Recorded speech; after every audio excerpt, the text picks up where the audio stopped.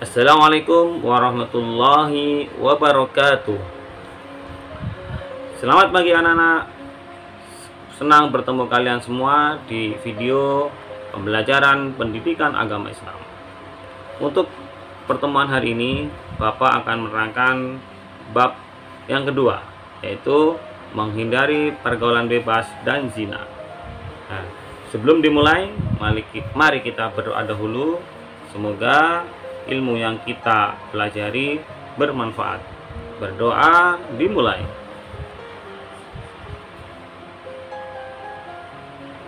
Selesai. Seperti yang Bapak sampaikan barusan, bahwa Bapak akan menerangkan kepada kalian tentang pergaulan bebas dan zina. Nah, mari kita lihat slide berikut. Ya, di sini ada gambar yang berjudul larangan pergaulan bebas dan perzinaan. Ya, di sini kan ada pesta, yaitu para perempuan dengan minum minuman alkohol, yang di situ menggambarkan tentang pergaulan bebas. Ya, sekarang akan Bapak lanjutkan. Ya, zina. Nah, dalam bahasa Arab adalah perbuatan bersenggama antara laki-laki dan perempuan yang tidak terikat oleh hubungan pernikahan atau perkawinan. Secara umum, zina bukan hanya di saat manusia telah melakukan hubungan seksual, tapi segala aktivitas-aktivitas seksual yang dapat merusak kehormatan manusia termasuk dikategorikan zina. Ya. Jadi kalau Bapak jelaskan, zina ini dari bahasa Arab artinya yaitu berhubungan badan, bersetubuh seperti suami istri, tetapi belum diikat dengan pernikahan yang sah. Itulah makna yang hakiki dari zina. Tetapi makna lain dari zina, ada zina itu adalah bisa zina tangan, zina mata, zina hati, zina mulut. Nah, untuk zina-zina yang bukan makna yang sesungguhnya nanti akan Bapak terangkan di slide berikutnya. Sekarang Bapak lanjutkan ya. Nah, pelaku zina dibagi menjadi dua. Pertama, zina muhson, yaitu berzina yang sudah memiliki pasangan sah atau menikah. Nah, jadi zina muhson itu mereka yang melakukan perbuatan zina itu sudah menikah, itu zina muhson. Nah, kemudian yang kedua adalah pezina ghairu muhson, adalah pelaku yang belum pernah menikah dan tidak memiliki pasangan sah. Nah, jadi perbedaannya sangat mudah ya. Kalau pezina muhson itu sudah menikah, maka pezina ghairu muhson belum menikah, yang masih berjaka atau masih gadis, gitu ya. Selanjutnya, berdasarkan hukum Islam, perzinaan termasuk salah satu dosa besar. Dalam agama Islam, aktivitas-aktivitas seksual oleh laki-laki atau perempuan yang telah menikah dengan lelaki atau perempuan yang bukan suami atau istri sahnya termasuk perzinaan. Dalam Al-Quran disebutkan bahwa semua orang muslim percaya bahwa berzina merupakan dosa yang sangat besar dan sangat dilarang oleh Allah. Nah, kemudian kalau kita artikan seks bebas, jadi judulnya kan menghindari pergaulan bebas dan zina. Seks bebas, ini istilah ini muncul tahun 90-an yang kita sebut dalam istilahnya, istilah bahasa Inggrisnya yaitu free sex, seks bebas.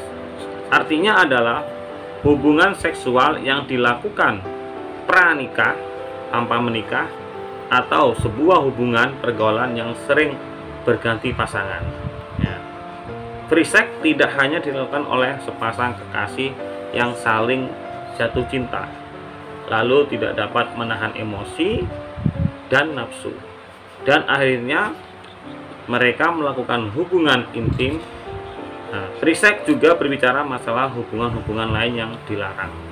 Contoh hubungan lain, Trisek ini bisa pesta narkoba, kemudian akhirnya ketika mabuk dia melakukan pesta seks, gitu ya. Kemudian bisa juga mereka yang suka dugem, mereka yang suka party, ya ini merupakan sebagian dari perbuatan yang mendekati ke arah zina. Nah, dapat lanjutkan untuk hukuman. Ya, ini tegas ya. Untuk hukuman berarti kita pakai dalil Al-Quran sebagai kitab suci umat Islam. Ya. Di dalam Al-Quran atau hadis Nabi Sallallahu Alaihi Wasallam bahwa berzina mendapat dua hukuman. Pertama, rajam adalah hukuman yang dikenakan pada pelaku zina laki-laki maupun perempuan yang telah menikah, yang dilakukan dengan cara melempari pelaku dengan batu kecil hingga mati. Nah, berarti rajam ini diberikan kepada pezina muhson karena telah disebutkan yaitu mereka yang sudah menikah pelakunya, ya. Kemudian yang kedua hukumannya yaitu didera atau dijalat.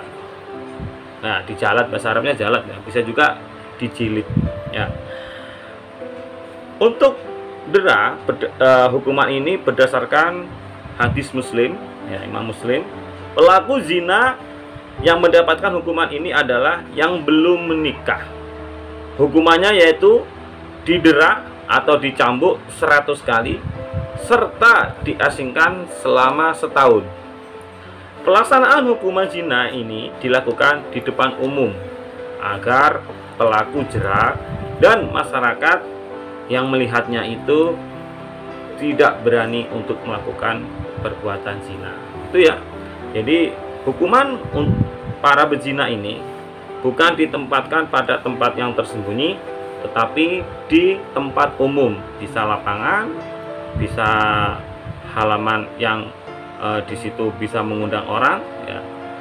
Tujuannya adalah diketahui oleh umum ini supaya mereka melihat, masyarakat atau orang-orang yang ada di tempat itu. Manfaatnya ya kalau zina itu sangat berat hukumannya supaya tidak berani melakukan perbuatan zina. Jadi efek jera itu ya. Selanjutnya dampak ya dampak apa yang diakibatkan dari zina. Ini di sini ada 10. Bapak baca semua supaya kalian tahu dan kalian bisa berpikir 1000-an kali untuk berbuat zina. Pertama, dampaknya yaitu berkurangnya iman si bezina. Ya. Orang kalau sudah berzina, pada waktu berzina, maka imannya sudah hilang saat itu juga. Ya, nanti ada hadis yang menerangkan itu, Bapak baca belakang. Yang kedua, menghilangkan rasa malu.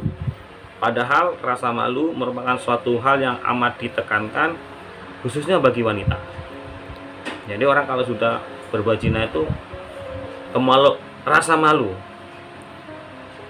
dan kemaluannya hilang gitu. Jadi Bapak mungkin menyebut dua-duanya karena malu itu dalam hadis Nabi disebut apa? Al-haya'u minal iman. Malu itu adalah sebagian daripada iman. Ya, jadi kalau orang sudah tidak punya malu, ya hilangnya imannya sudah hilang gitu. Yang ketiga, menjadikan wajah pelakunya muram dan gelap. Ya, jadi orang yang berbuat zina itu wajahnya sangat gelap, tidak muncul auranya gitu ya. Wajah yang penuh dengan dosa. Yang keempat, membuat hati gelap dan mematikan sinarnya. Ya, seperti perbuatan dosa-dosa yang lain, bahwa dosa itu akan mematikan hati atau disebut qalbul qasi, hati yang sudah membeku. Ya, pastinya orang kalau sudah hatinya mati atau membeku, dia tidak mau menerima kebenaran. Gitu ya. Yang kelima, tidak pernah merasa cukup dalam segala hal. Ya, karena nafsunya yang begitu membara, berbuat dosa terus-menerus, maka nafsu itu akan selalu menggerogoti keinginan-keinginan yang lain untuk berbuat kesenangan di dunia, berbuat hura-hura di dunia. Nah, itu ya. Yang keenam, menghilangkan kehormatan pelakunya dan jatuh martabatnya baik di hadapan Tuhan maupun sesama manusia.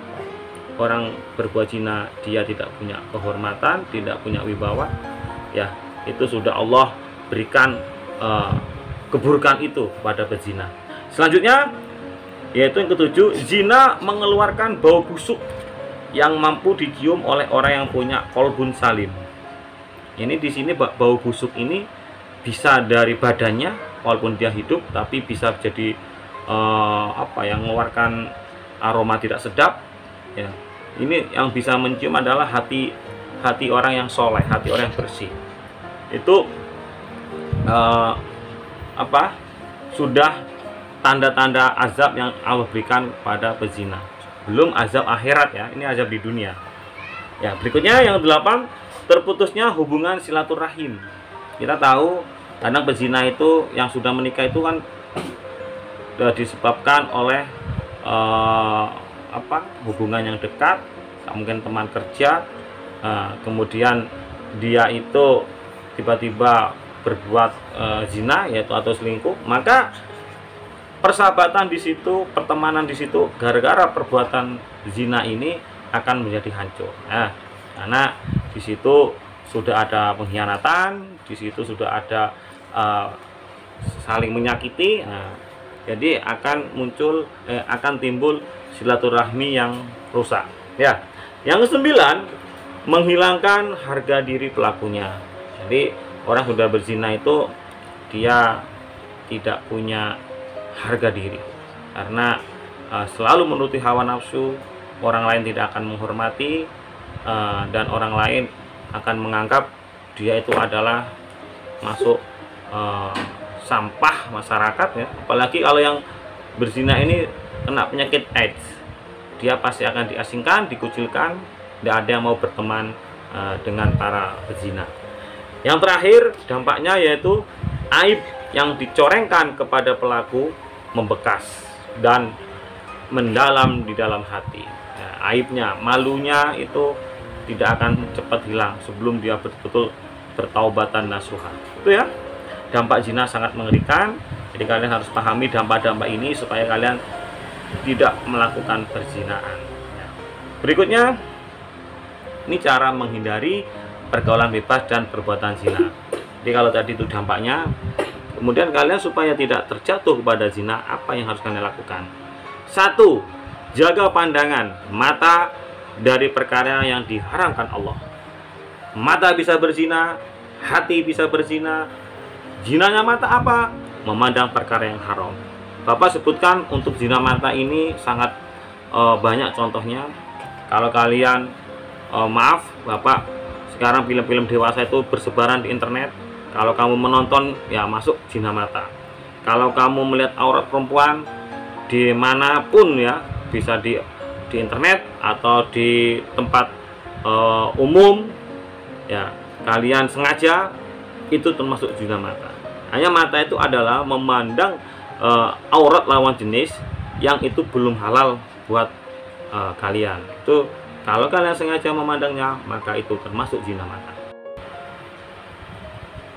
Untuk yang kedua, cara menghindari pergaulan bebas dan perbuatan zina yaitu meningkatkan keimanan dan ketakwaan kepada Allah. Ini pasti ya, karena barang siapa yang dekat dengan Allah, maka dia tidak akan bermaksiat juga kepada Allah. Yang ketiga, yaitu menyalurkan minat dan bakat positif. Jadi kalian harus menyibukkan diri pada perbuatan-perbuatan yang positif seperti belajar, kemudian olahraga. Nah, ini akan menghilangkan dari pikiran kalian pikiran-pikiran yang kotor ya. Selanjutnya yang keempat, memilih teman bergaul yang soleh dan solihah. Nah, jadi bergaulah dengan teman-teman yang baik, yang selalu rajin membaca Quran, yang rajin ibadah, karena dia pasti akan mengajak kepada kalian perbuatannya itu yaitu perbuatan baik. Berikutnya yang kelima, yaitu menambah ilmu pengetahuan agama dengan menghadiri majelis-majelis taklim. Jadi dengan menambah ilmu maka keimanan kalian akan semakin kuat. Ya. Dan yang terakhir yang keenam, yaitu jangan mendekati hal-hal yang menjurus kepada perbuatan zina. Untuk yang keenam ini Bapak akan sedikit menjelaskan. Nah, jadi zina itu adalah perbuatan bersenggama atau bersetubuh yang dilakukan oleh pasangan yang belum menikah. Itu makna hakiki zina. Tetapi sebelum kalian berbuat zina yang sesungguhnya, kalian pasti ada perbuatan yang mendekatkan gitu ya. Ada perbuatan-perbuatan yang kalian itu menjebak untuk berbuat zina. Nah, ini yang makanya Al-Quran itu ayatnya itu kalian tidak ujuk-ujuk dilarang janganlah kamu berzina, tapi janganlah kalian mendekati zina. Bapak jelaskan lebih detail ya, biar kalian tahu. Mendekati hal-hal yang menyurus kepada zina, yaitu berpacaran, ya, berduaan laki-laki perempuan yang tidak halal. Nah, ini bisa menjurus kepada perbuatan zina. Ada juga yang kalian awalnya ini hobinya suka menonton film porno, nah ini juga bisa mendekati perbuatan zina. Ya, nanti akan Bapak jelaskan lebih rinci lagi. Nah, berikutnya nih dalilnya ya. Dalil ini sangat keras dan sangat dilarang oleh Allah, supaya kalian tahu bahwa zina itu merupakan perbuatan dosa yang besar, yaitu difirmankan oleh Allah dalam surat Al-Isra ayat 32. Nah, Bapak baca, Bismillahirrahmanirrahim, wala taqrabuz zina innahu kana fahisatan wa sa'a sabila. Ya, artinya, dan janganlah kalian mendekati zina. Sesungguhnya zina itu adalah suatu perbuatan yang keji dan suatu jalan yang buruk. Nah, sudah jelas Allah menyebutkan bahwa zina itu kita dilarang mendekati. Ya, tetapi kalian masih melakukan, kalau kalian, Pak, saya nggak berzina, Pak, tapi saya mendekati, ya ini sudah dilarang oleh Allah. Ya, dalam kandungan ayat ini artinya kita mendekati saja sudah dilarang, itu ya, apalagi berzina gitu. Karena Allah sudah tahu bahwa orang yang mendekati zina ini pasti ujung-ujungnya dia akan masuk ke perangkap zina, makanya dilarang. Ya tadi Bapak sebutkan kan, apa Pak yang mendekati itu Pak? Berpacaran, berduaan laki-laki perempuan yang bukan muhrim di tempat sepi, suka nonton film porno, kemudian kalian apa lagi ya, ada lagi contoh-contoh yang lain, nanti akan Bapak sebutkan ya. Perempuan yang suka membuka aurat, mengumbar aurat, ini memancing untuk laki-laki tergoda dan akhirnya terjadi perbuatan zina. Ya, kemudian dampaknya itu sudah disebutkan juga oleh Allah di dalam surat ini, bahwa zina itu adalah perbuatan yang keji dan suatu jalan yang buruk. Ya, ini kan hubungannya dengan dampak yang Bapak sebutkan 10 tadi. Zina itu sangat besar dan luar biasa dampaknya. Ya, berikutnya ya, ini dalil yang kedua, yaitu Quran surat An-Nur ayat 2. Ini surat ini juga sangat keras untuk pelaku berzina. Apa hukumannya? Ya, Bapak baca. Bismillahirrahmanirrahim. Az-zaniyatu waz-zani fajlidu kulla wahidin minhuma mi'ata jaldah wala ta'khudkum bihima ra'fatun min dinillahi in kuntum tu'minuna billahi wal yaumil akhir wal yashhadu 'adzabahuma ta'ifatum minal mu'minin. Artinya, perempuan yang berzina dan laki-laki yang berzina, maka deralah tiap-tiap seorang dari keduanya 100 dera. Dan janganlah belas kasihan kepada keduanya, mencegah kamu untuk menjalankan agama Allah. Jika kamu beriman kepada Allah dan hari akhirat, dan hendaklah pelaksanaan hukuman mereka disaksikan oleh sekumpulan orang-orang yang beriman. Nah, sudah jelas ya bagaimana hukuman berzina. Kalau kita baca artinya ini berarti hukuman ini adalah bagi pezina ghairu muhsan. Ya. Selanjutnya, nah ini dalil yang ketiga dari hadis Nabi Muhammad SAW. Ada suatu cerita atau kisah bagaimana orang yang berzina itu mengakui dirinya berzina. Ini Bapak baca langsung ke artinya. Ada seorang lelaki yang sudah masuk Islam datang kepada Nabi SAW mengakui dirinya berbuat zina. Nabi berpaling darinya hingga lelaki tersebut mengaku sampai 4 kali. Ya, sampai 4 kali. Ia menjawab. Kemudian Rasulullah bertanya, ya, apakah engkau gila? Laki-laki itu menjawab tidak. Kemudian Rasulullah bertanya lagi, apakah kamu pernah menikah? Dijawab oleh laki-laki itu, iya.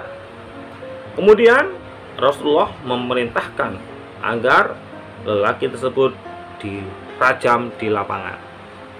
Ketika batu dilemparkan kepadanya, ia berlari.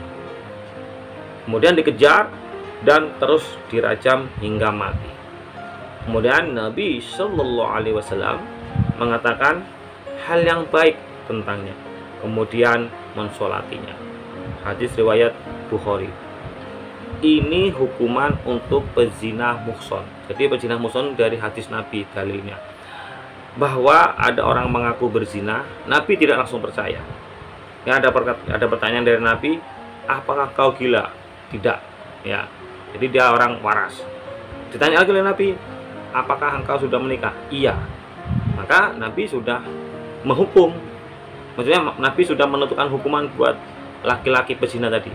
Apa hukumannya? Dirajam, gitu ya. Tapi di hadis ini kan lari, dikejar oleh sahabat yang disuruh oleh Nabi dan ditangkap, akhirnya dilempari batu sampai mati. Setelah laki-laki pezina itu dihukum dengan hukuman seperti ini, rajam, Nabi mengatakan bahwa laki-laki ini sudah habis dosanya di dunia, gitu ya. Jadi ini kan di sini di arti yang terakhir bahwa mengatakan hal yang baik tentangnya. Jadi orang kalau sudah dihukum di dunia, maka hukuman di akhiratnya sudah tidak dilaksanakan, gitu ya. Dan akhirnya Nabi mensolati orang itu. Jadi kalian harus paham ya, artinya dalil-dalil tadi bagaimana begitu kerasnya hukuman buat pezina. Bapak lanjutkan renungan ya. Ini Bapak sudah mau penutupan. Ya, renungan ini adalah macam-macam zina selain zina yang hakiki. Ya, yaitu ada zina mata, terjadi dengan melihat aurat atau pandangan yang terlarang, gitu ya. Kedua, zina telinga, terjadi dengan mendengar cerita-cerita jorok, ya. Ketiga, zina lidah atau mulut, terjadi bicara kotor atau jorok. Menggibah itu juga bisa termasuk zina mulut. Ya, yang keempat, zina tangan, terjadi memegang benda-benda yang terlarang. Ya, yang kelima, zina kaki, berjalan menuju tempat maksiat.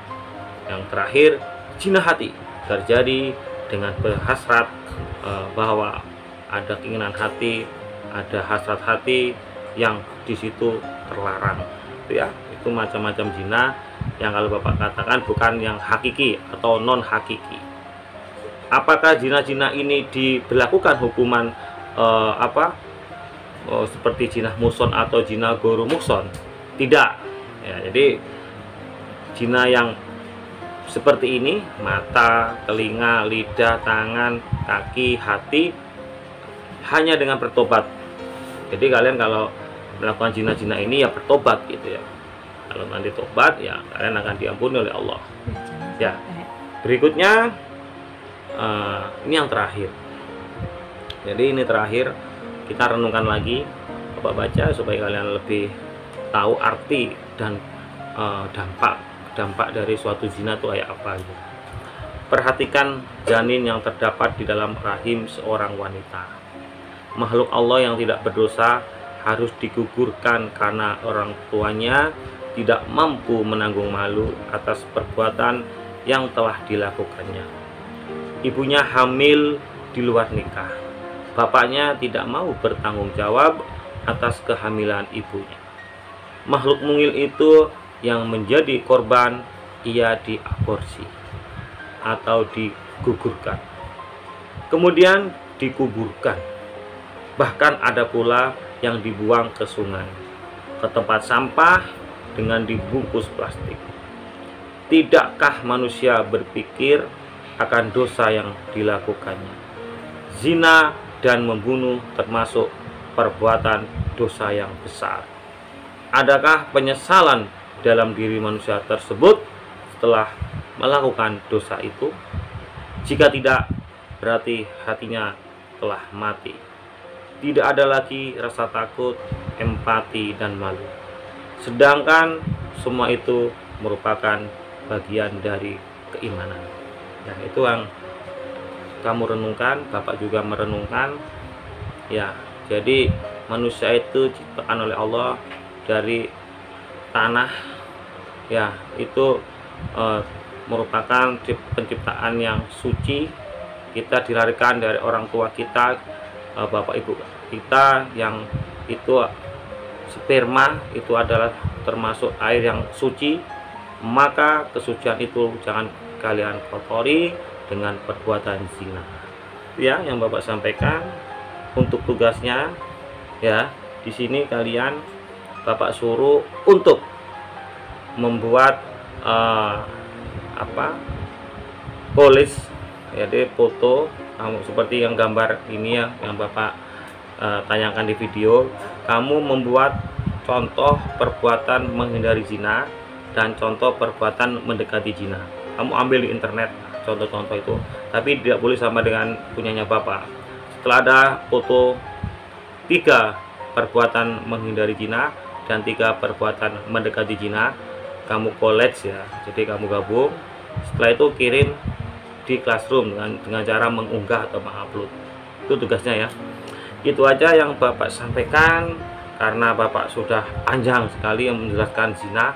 Tujuan Bapak kenapa waktunya panjang, supaya kalian semuanya tidak sampai terjatuh kepada pergaulan bebas dan perbuatan zina, karena sangat besar sekali dosanya, dan pasti orang yang berbuat zina akan masuk neraka dan azab Allah sangatlah pedih. Semoga bermanfaat. Bapak akhiri. Assalamualaikum warahmatullahi wabarakatuh.